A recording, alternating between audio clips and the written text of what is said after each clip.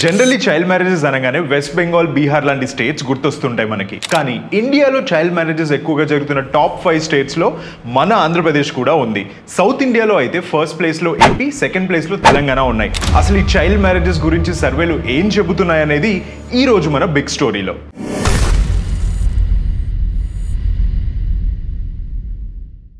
1978లో సరిగ్గా ఇదే రోజు అంటే అక్టోబర్ 1న బాల్య వివాహ చట్టంలో మినిమం ఏజ్ టు గెట్ మ్యారీడ్ని మగవారికి 21, ఆడవారికి 18గా పెంచారు.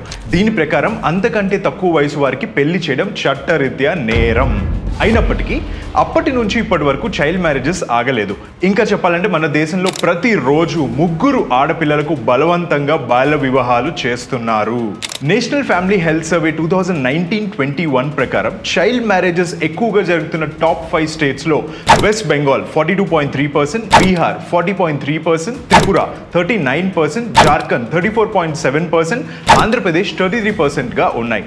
ఇక the Lancet global health report ప్రకారం సౌత్ ఇండియాలో చైల్డ్ మ్యారేజెస్ ఎక్కువగా జరుగుతున్న స్టేట్స్లో ఆంధ్రప్రదేశ్ ఫస్ట్ ప్లేస్లో ఉంది.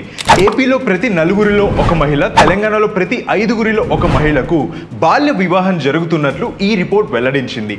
అమ్మాయిలే కాదు అబ్బాయిలు కూడా బాల్య వివాహాలకు బలవుతున్నారు. ఏపీలో 14.6%, తెలంగాణలో 13.5% అబ్బాయిలకు 21 ఏళ్లలోపే వివాహం జరుగుతోంది. 2030 నాటికి ప్రపంచవ్యాప్తంగా బాల్య వివాహాలకు బాధితులుగా మారిన బాలికల సంఖ్య 1 బిలియన్ అంటే 100 కోట్లు దాటిపోతుందని వరల్డ్ ఎకనామిక్ ఫోరం కూడా అంచనా వేసింది. ఇక 2022లో దేశవ్యాప్తంగా రోజుకు 3 చైల్డ్ మ్యారేజెస్ కేసులు నమోదైనట్లు అఫీషియల్ రికార్డ్స్ చెబుతున్నాయి. కానీ అన్అఫీషియల్గా ఇంకా బయటికి రానివి చాలానే ఉంటాయి. అమ్మాయిలకు చిన్న వయసులోనే పెళ్లి చేయడంతో వారు చదువుని మధ్యలోనే వదిలిపెట్టేవలసి వస్తోంది. గృహహింసకు బాధితులుగా మారుతున్నారు.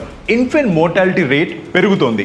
కొన్ని ప్రాంతాల్లో అయితే ఈ చైల్డ్ మ్యారేజెస్ ఎయిడ్స్కు కూడా కారణమవుతున్నాయి. ఇదంతా ఇలా ఉంటే స్త్రీల కనీస వివాహ వయసును 21కి పెంచాలనే వాదన వినిపిస్తోంది.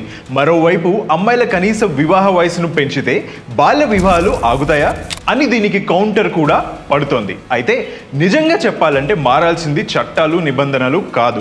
ఎందుకంటే ఎన్ని లాస్ ఉన్నా జరిగేవి జరుగుతూనే ఉన్నాయి కాబట్టి.